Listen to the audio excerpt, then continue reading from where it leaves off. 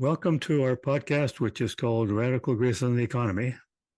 And it's based on a workbook that I produced, which is online by the same name, Radical Grace in the Economy. And it's online at radicalgrace.ca. As a matter of fact, if you're watching this, you can pull out your smartphone and focus it on that QR code in the lower right corner of my display. I'm Gary Russell, the author of the workbook and the initiator of this podcast. And as soon as I started thinking about the podcast, I met Jody Knoll, who's next to me, and he liked the idea. And I said, why don't you be my co-host? And then what did you say, Jody? Yes, thank you. Thank you, Gary. My name is Jody Knoll, and glad to be here and glad to be talking about the economy because I'm not an economist in any way, shape, or form, but I live in the economy, and more I realize that I'm being affected by it. So it's good to be here. Thank you, Gary. And hi, Dion. It's good to see you. Hi, my name is Dion Lewis. I work full-time at a travel management company as a client service specialist, but in my spare time, whatever spare time I have, I actually am the president of the board of directors of Phoenix Community Ministries and also the cantor and one of the musicians at All Saints by the Lake in Dorval. And most recently, I met Gary at our latest General Synod of the Anglican Church of Canada at our last meeting. For those who don't know, General Synod is our National Churches Convention, which we normally have every 3 years. And I ran into Dion when we were voting for the new primate of the Anglican Church. And we had to sort of leave while they were counting the votes or something. And then I sat down at the table. I didn't know where to sit. And I thought, oh, this guy looks interesting. I'll sit with him. And then we had a lovely conversation. And it turned out figuring, well, maybe you'd be good on the podcast. Now, another And lo piece and of behold, I'm here. another piece of this is the last couple of General Synods, I ran for Council of General Synod, which is the top council in the National Canadian Church. I ran twice and I lost. But Dion here ran and won. So you're on Council of General Synod, COGS, we say. Yeah. So maybe a beginning for this would be, why on earth did you want to run for council? What did you think you might accomplish? Well, I was a member of the task group that was commissioned by the primate to look at the structures of the national embodiment of the Anglican Church of Canada. So I said to myself, since I am a member of General Synod, it would be a good way of making sure that there's follow through and continuation of the work if I became a member of Council of General Synod. And our group in our province agreed. So I got elected in as a member of council from the province of Canada. A little bit more about me. I also was a recipient of the Anglican Award of Merit last triennium. So that was a great surprise Well, to be recognized. that would be a great honor. And so you've taken on the big impossible job here. Someone in my diocese, I won't say who, called the Anglican Church a dying church. And someone in the media was saying the Anglican Church will be gone by 2030. Now, I don't quite believe that, but you're launching into COGS, Council of General Synod, at a time of crisis. When are we not in crisis? We're always making decisions. Understand, the first time I was on council on General Synod, I was a youth member, and the crisis at that time was residential schools. And we have changed direction, and we've graduated to a new way of working together at that point. So I know that even now, the way that we think of the Anglican Church of Canada today is going to be different in 3 years. So I am hopeful that it's it might not be the same as it is today, but it will be different and it will be better. So we've gone past residential schools as being front and center, and we've been dealing with that. Now we're into the crisis of a whole lot of people are abandoning the church, or at least after COVID.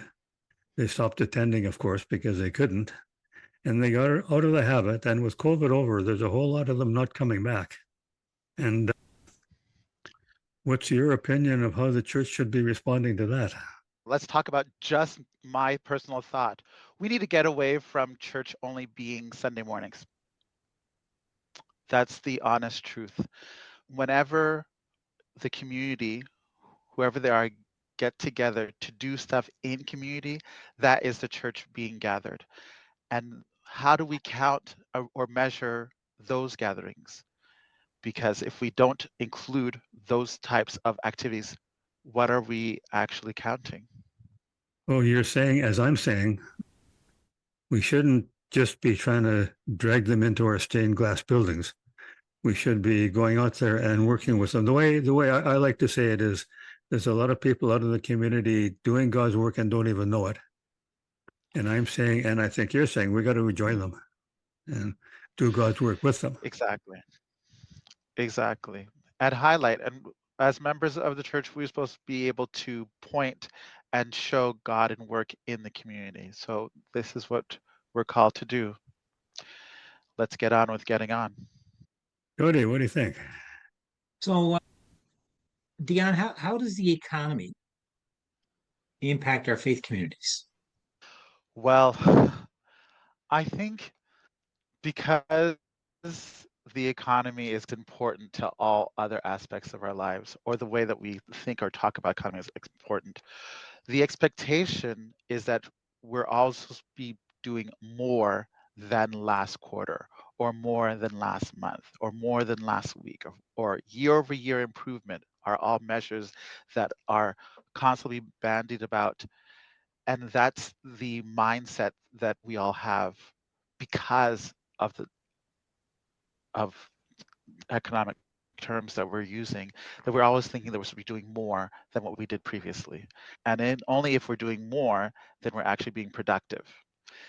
We haven't actually dealt with the fact of having enough, and just making sure that everyone has enough should be a model that we should be aiming for, striving for, or encouraging in society, making sure that all have enough. So it seems like we can't use economic principles to measure life in the church, in the faith community. It doesn't work in all cases, no. I agree. I don't think it works at all, period. I mean, in every case. I've been saying mostly the same thing when I say there's a difference between needs and wants.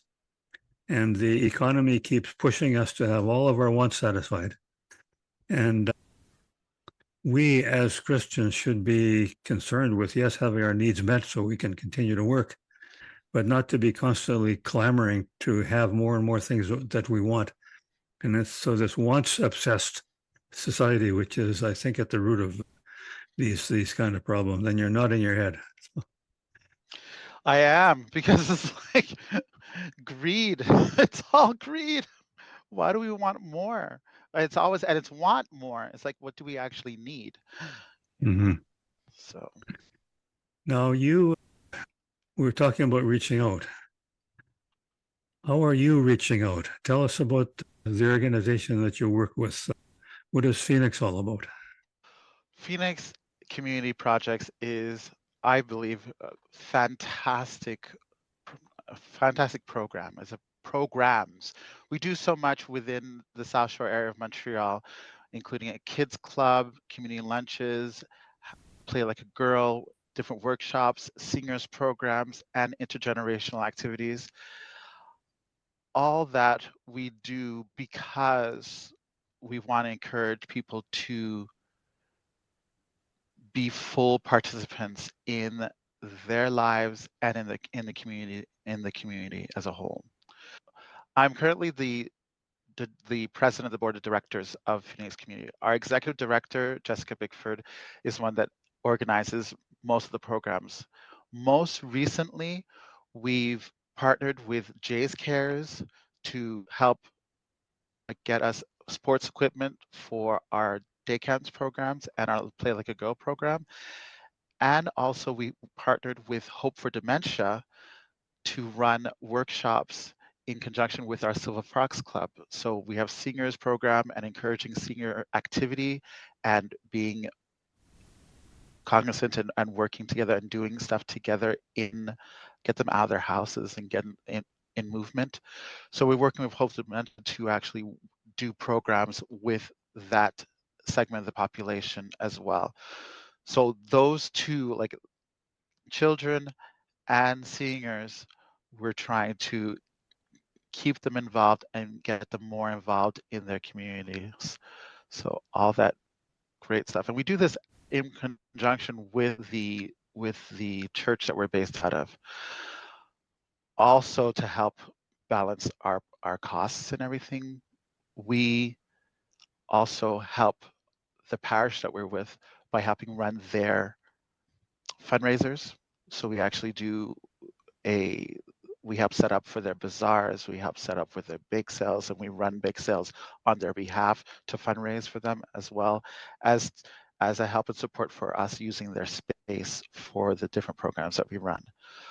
Also, we have a community lunch program that we do during the school year where we engage some students from the local school and part of their volunteer hours to come help prepare or serve lunch during the week.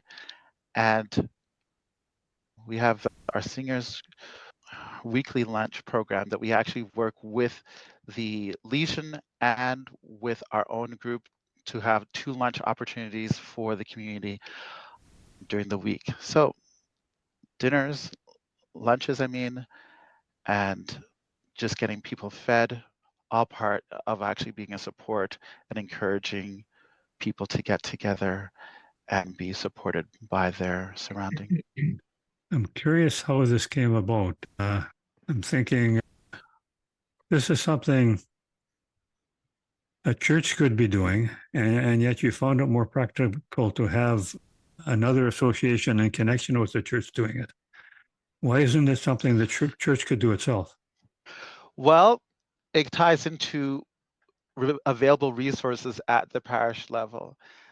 At the church that we're based out of, they're a really small community. There's only probably on any given Sunday close to 20 to 30 people that would come to their Sunday service, but they still wanted to have their Sunday service, but they weren't doing any outreach into the community. They felt that by partnering with us, we can actually help them do the mission aspect of their work. So members of that parish community do participate in our activities and also are volunteers in our activities. But then we are actually doing all the heavy work in organizing and planning and setting up fundraising. Case in point, it was Phoenix Community Ministries that actually bought a new fridge and stove at the parish that we're at because we were using it for the community lunches. So, and then the church can use it for their activities. So it's we're working together in partnership. Also, the other part of the work that we do is we actually help the different parishes with figuring out their vocation and different ways of them reaching out into the community. So we've gone to other parishes on the South Shore and ran workshops in how to be more welcoming, how to have a children's program, how to engage with their local community organizations in order to do projects together, making links between the city and the church community so they can actually be working together on local projects for that area of the city that they're in. All those different aspects of connection we help organize and bring to those communities. So it's like multifaceted. Realize Phoenix Community Ministries, when we started, Jessica and I and two other people were there from the beginning. We thought that church can be something different. People are looking for a spiritual way of actually engaging, and how we can help that come to pass.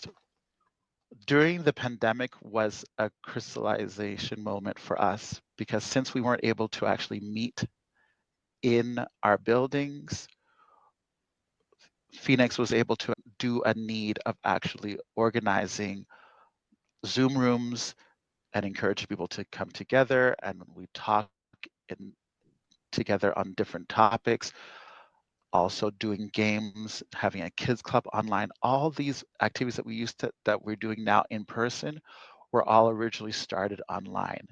When the first couple of weeks during the pandemic, we sent out an email to all the people that we knew and say, hey, log on Wednesday at noon. We're going to show you a recipe that you can do online from our kitchen, and then we'll make it together online and we'll discuss and have fun after. So we actually had cooking sessions online. It was fun because we had like two different cameras pointing at the stove and cutting. It was like a cooking show on the fly via Zoom. But all the people that stayed involved with us are now members of our in-person program. So it's like what we did to fill the gap and to encourage community resulted in us being able to continue doing these projects in person. Well, when you started it, was Phoenix already there and you just joined it, or did you create it? I am one of the founding members. Well, I'm interested in the model. In a lot of cases, you just can't go to the church vestry and say, let's start feeding seniors or something. You have to have some way to organize it. And I think you're saying that the model that might work best is to set up a partner organization that specializes in this, and then have it working in close conjunction with the church. So you're sort of pioneering this kind of approach then. Exactly. You explained it better than I could, but that is exactly what we're doing. So are there others like Phoenix? I'm sure you're not the only one. Are you aware of other churches and organizations doing it the same way? I think something that might be similar would be maybe what St. Jack's is doing in downtown Montreal, but it's not, our focus are completely different in those aspects, because that organization is looking at repurposing church buildings and how to get those as more as community spaces, whereas our focus is actually encouraging people to get involved and to form community by doing these activities together. Well, I'm interested in if there is a church that is thinking, we want to be more helpful to the community, and they came and asked me, what do I do? Or, what should we do? And I don't think I can tell them, we'll start up a soup kitchen in your basement or something. I think I would have to tell them, go speak to Dion, and he'll tell you how to do it. Exactly. Case in point, one of the different parishes that we went into to help them organize what they would like to do as their next community project is like we got all the members of the community, the lay leaders and clergy, to come and to a 4 Sunday workshop. So we had 4 Sundays after church, and each week we looked at a different aspect on, okay, so what are you doing currently? What do you like doing? What do you think you could be doing differently? And we went through all the different that for the first week. The next week is like, what would you like to be doing? What talents do you have that you like to share that we think that we're not taking advantage of? What could you bring to this situation, or what do you think you're missing? And we had that discussion. The next week is like, after that, the third week, if I remember correctly, this is like 3 years ago when we did this one, we had them experiment on different forms of worship and how they felt in different forms of it. It was handy at that time that at that parish, our executive director was the actual deacon at that parish. So they were actually part of the leadership already of the organization. So it was easier to flow in and get the buy-in of the members of the community to actually have these heart-wrenching conversations on how can we do things differently, or how are we not being open when we could be more open, and what are the barriers that the community is setting up for themselves that they should be taking down. And I can't remember what we did with, the fourth week was actually a vision statement, a vision board, and actually looking at what steps they're willing to take to move to the next level of our participation. It was really great because even in that community, it galvanized certain members to work, to set up relationships with different city councilors, and they were able to reorganize a construction project that was happening next door to the church. So just empowering them to be part of their local community more helped them to better support what was happening in their surroundings and go and work again with the other two churches in the area to do projects together. So they were able to have a public event between the three churches in that covered their front lawn, and with the city to have an outdoor event on the street. So it was like really cool. The result, one of the results of having a discussion with all the members of the community to say, look, what we could do in this part of the South Shore to be more present to the people around us. So I would count that as a win in our books.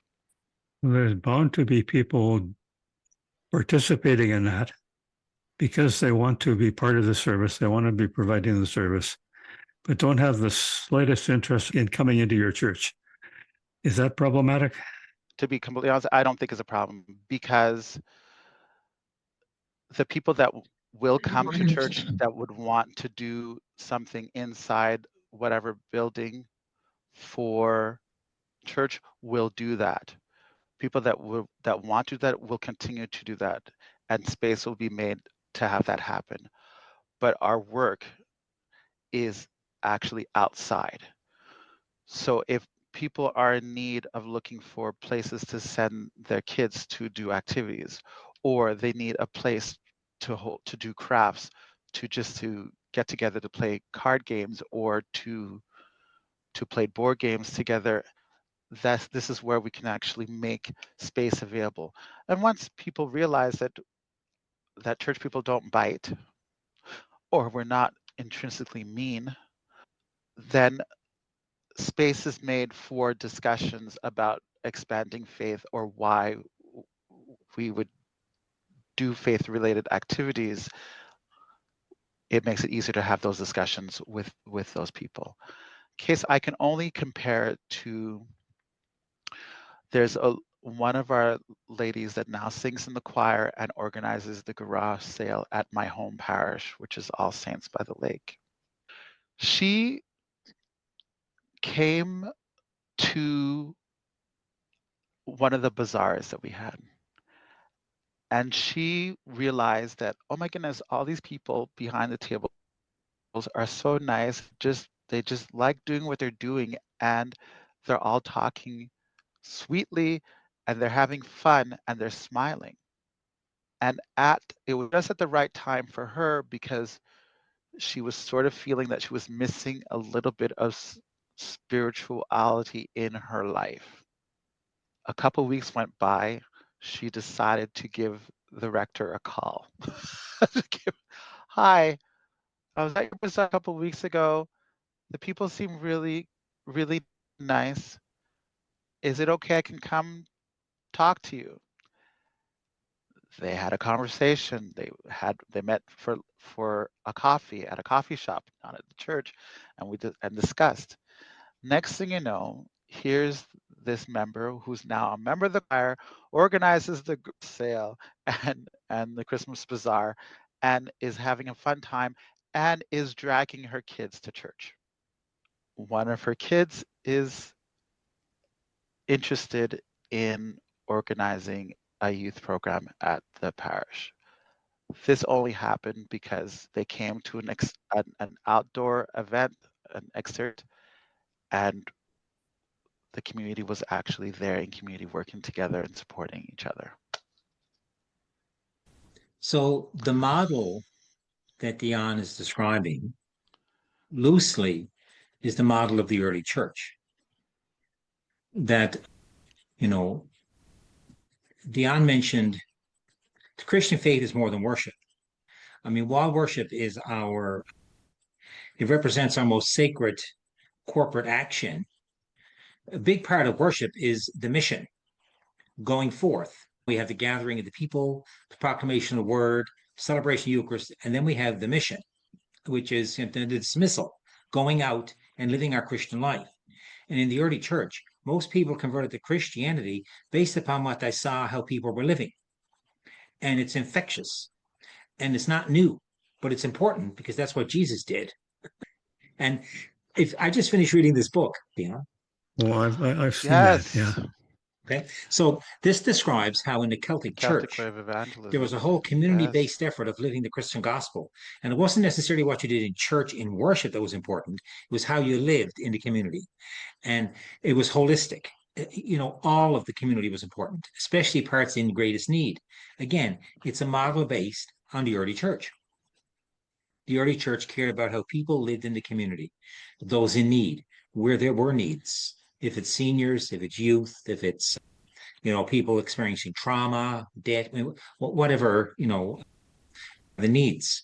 And I hear what you're doing is you're discerning the needs of your community. You're looking at the resources you have, and you're linking that together in a basket to try to attend to its needs. I think that's the most comprehensive, holistic approach to living Christian life and growing in a Christian life that there is. You can't teach that in church. You can have all the better sermons you want and put on extra prayer groups. Until you get out and live the Christian way, it's just not happening. And living the Christian way deepens our faith beyond what you're going to read in prayers, and sometimes just in scripture only. So I think what you're doing is great. I think your garden of growth is the community, and your garden of faith is the community, and I think that's where it's coming from. And I think it's marvelous, really. And the economy doesn't drive you to that at all. You're driven to that by your commitment to be Christ-like, Right. in your own way. I'm just so happy to hear that. I think the old is new and the new is old, but it works. It works. And what goes around comes around. Like, this is where, if we need to re-embody early church, let's do it, because it will come back again that we will need structures and everything again. But now we need to be at grassroots level. I'm also reminded of the whole aspect of the prayers of the people. I think it was in Justinian's time, where the ministers of the church will actually go around in the crowd and they'll collect intentions, and then they would pray them in the prayers of the people. This is how people found out what people needed. And then when people heard the prayers, people reacted in their faith to actually try to support what was needed in the community. So, like, I'm just thinking of that one aspect, which is actually it just fills my heart because it's so necessary. Like, how do we create Well, spaces where people the feel local faith comfortable to communities, ask? yes, the local faith communities had storehouses where they store clothing and food for the poor. Storehouses. Mhm. And the deacons managed the storehouses to give out the food to those who were poor and give out clothes to those who had no clothes, to give money to those who were losing their homes or payment to get out of debt prison because they put people in prison then for debt. But I mean, we're getting back to basic needs of people. We're making Christ real to people. You can't get better formation in the Christian faith than that. You don't get that by hearing a better sermon or by, another prayer group in the institutional church. You get that by getting out into the community. I think it's marvelous. The way I might put it is, if you're going out there and you are doing what Christ says, love your neighbor, but in this context, that means serve your neighbor. If you're going out there and serving your neighbor, that's worship too. Maybe you never said the Lord's Prayer, but that's worship too. That is, it's serving God's kingdom. 2 Sundays ago, the lessons were God saying to Amos, "What do you see?" And Amos was a seer. He said, "I see a plumb line." In other words, he saw everything that's out of joint. Well, God said, "I'm going to fix the plumb line. I'm going to bring things back."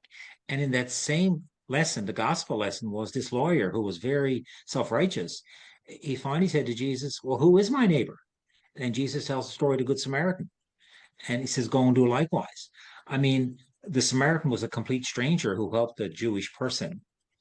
So we're actually the people in the ditch getting help. But the point is, go and do likewise is become the Samaritan become the strangers who are willing to help those in need, no matter who they are. And I think that that particular Sunday, the gospel lesson and the Old Testament lesson, really nailed it home for people to ask them, what do you see in your community? What do you see out there that's disjointed and in need? A plumb line is what a carpenter uses for a long distance to keep things straight. He drops a plumb line. He or she will drop a plumb line and it keeps everything straight. But then you can see what's out of line, right? You can see, oh, this is out of line. These people are poor. They need help. This person is sick and needs to get to a doctor. I mean, like, you can see what's out of line. And along with that, we have the gospel lesson on the Good Samaritan, and that kind of nails it home. I think it sounds like you're doing church there in a very profound way. Most definitely.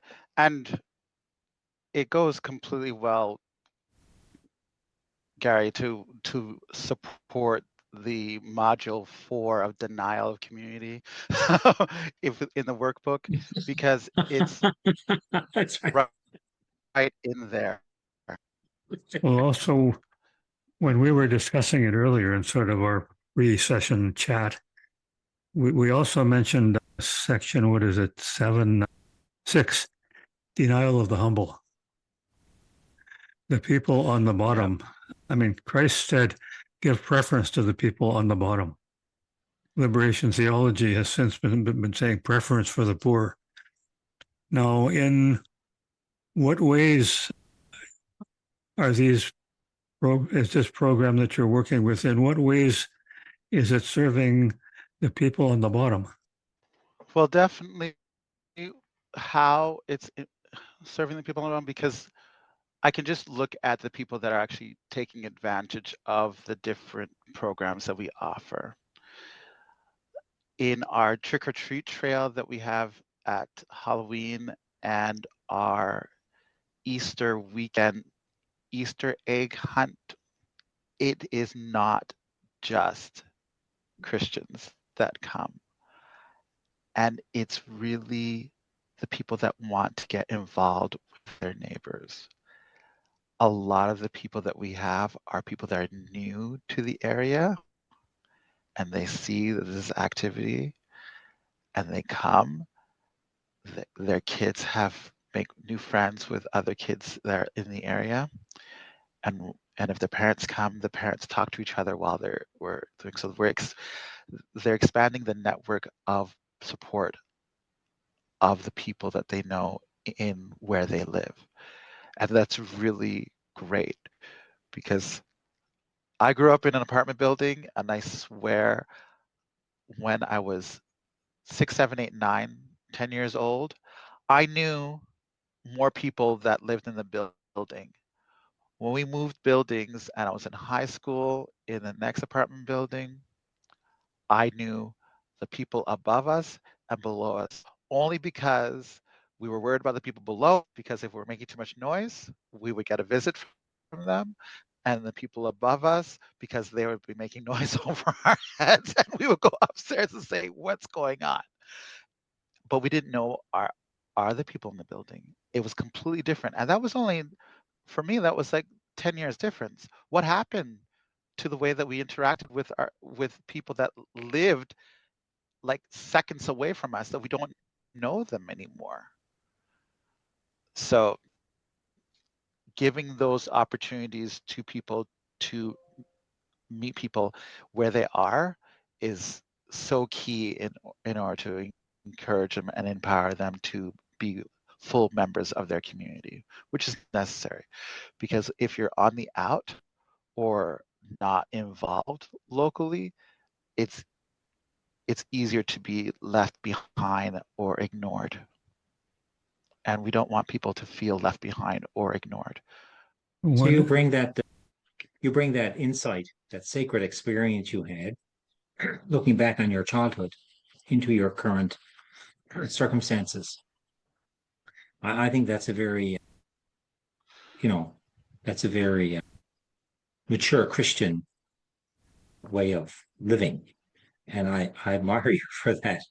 It's good that you were able to articulate that, your experiences in an apartment building, because today it's like we're all in apartment buildings, and the whole world is in apartment buildings. Well, all of Canada, the Canadians generally, we like apartment living. The high fences, thick walls, and your effort is to break all that down. It's quite radical, actually. It's countercultural, but it's integral, because it gives you a chance to express the deep passion of your faith, and which is really to build with others a kingdom where everyone's needs are being recognized and try to be met in oh, some way. when I Making met sure the everyone has enough. when Right. I met Dion in London, Ontario, I recognized this guy's as radical as I am. We got to have him on the podcast. And Christ, when he was expressing radical ideas, because Christ was the most radical of all. And one of the radical things he said was, the first shall be last and the last shall be first. We're an awfully long way from that, but are you in the Phoenix organization? Are you making the last? Are you making the people feel on the bottom who need your services? Are you able to make them feel that they are important, that they are deserving of consideration? Hey, I could only talk about one of the weeks that we did with the seniors, with Cereal Foxes. We got them all together in a room. They weren't happy about a specific new legislation that was coming into place. So we said, okay, you're not happy about this legislation? Let's get our thoughts together. We'll write some letters. And we showed them how to write a letter to their MP and get other people to come on board. And they went with it. They ran with it. Like it's like we had a subset of the Raging Grannies happening in the South Shore. It was really cool. Now, one of the sections, what section is it? Section 2 of the workbook, denial of vocation. You got to be careful with that word vocation. I think I should use the word calling. That people don't have callings in this culture. They're only consumers. They only want to have stuff, not do stuff. And so there's very much a lack of calling in this whole culture. Are you able to work with people? I'm talking about Phoenix again. Are you sometimes able to work with people and discover what moves them, discover what their calling is, and help them find what they want to do? I think we try to do that as whenever we can. And I think it's like, when we actually make opportunities for people to step up and come on board with helping each other, because they feel as if, oh, you know what, I can do what you're doing, and actually inviting them to come do it with, that is actually encouraging that little voice that they might have inside, saying, you know what, you need to try to step out or to do this, or I think you're able to be a benefit to someone else. And making sure that we are attentive and we pay attention to those people on the edges that are interested in everything, and pulling them in is really key to supporting and encouraging people's callings, because like people can be called to do so much, but society doesn't really allow for people to try different things or to do different things easily. So making space and encouraging that to happen, people to make mistakes or to not do it as well, but then to still be able to support and to be alongside, is so important in building up confidence in each other and in people as a whole. There's so many people in the world that want to help, and they just don't know how to. And if we make those opportunities available, they'll step in and they'll fill in a void. Absolutely. Amen. I mean, the church is an institution. The institutional church has to relinquish the responsibility that they can make Christians into better Christians or make people into better Christians. It happens over time out in life, in real life. And the institution also has to relinquish the illusion that by printing more Bibles, we're going to make more Christians. And the institution also has to relinquish all kinds of things. That a devotional Bible study is going to, shape great souls. It's out in the field that this will happen, not within the confines of the walls in an institutional structure. And the more we can live the gospel the way you're living it in community, the more people you'll help, and the more people who will grow as a result of that help. They'll grow themselves and they won't even know it. You've probably grown yourself since the beginning of Phoenix Ministry. I hope so. But the thing is, it's like, I know that one thing that I'm still struggling with personally in my faith is actually being able to talk about why I do what I do. And this is something that I think a lot of people need to figure out, and to be able to articulate why they're doing what they're doing. And just being able to do that encourages other people to do the introspection and to study themselves and to step out and to find their reasons why of being supportive and supporting the community. So just a little tidbit. What I do in my congregation is called a chancel chat, where I pick people who are actively involved in some aspect of community life and get them to come in, and instead of a sermon on Sunday, we have a chancel chat about how they're living their life out in the world in some aspect. For example, one was involved with Team Broken Earth, so they've been going to Haiti and doing medical missions. Now they're going to Guatemala and doing medical missions. Another person's on the community council. Another person works at the food bank. Another person works at a local community park, and getting a variety of people to talk about that, because that's so they don't. I'm trying to affirm the sacred acts in their lives are not just what happens on Sunday in that 1 hour when they're in a formal building worship thing. That's not the only sacredness in their life. You seem to have it in spades, Dion. You might think you have trouble articulating that, or you're not confident, but you certainly don't sound it. You certainly don't sound it this evening. And then Dion, I think you can see why I recruited Jody to be my podcast partner, because he has the same perspective. Okay, I think we've kind of done the amount of time we had allocated for this, unless there's any parting shots.